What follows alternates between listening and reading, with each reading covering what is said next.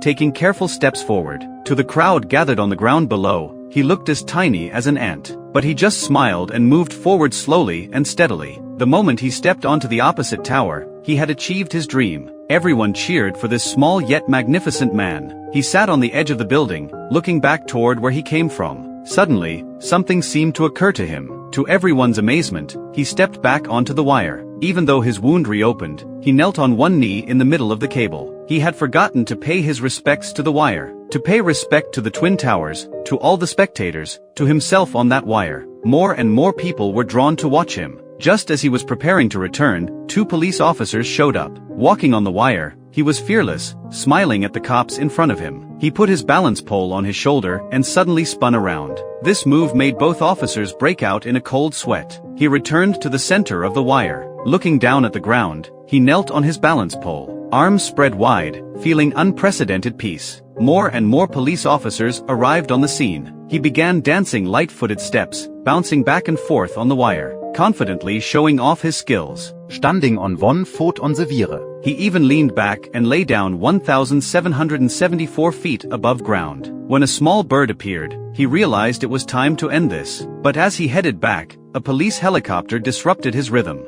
His injured foot was even staining the wire red. With incredible willpower, he adjusted his rhythm. One-handed with his pole, he walked fearlessly toward the building. Just as he was about to step onto the rooftop, his legs began trembling uncontrollably. It seemed like he was losing his balance. Turns out, this was just a little joke he was playing on everyone. He stood up and tossed his balance pole to the police, taking his final bow. Even though he was arrested, everyone was stunned by his magical performance. In the end, since he caused no real harm, the judge sentenced him to perform free low-wire shows for children in the park. Of course, this was exactly what he wanted to do. Some things have no explanation, yet they can inspire a lifetime of determination.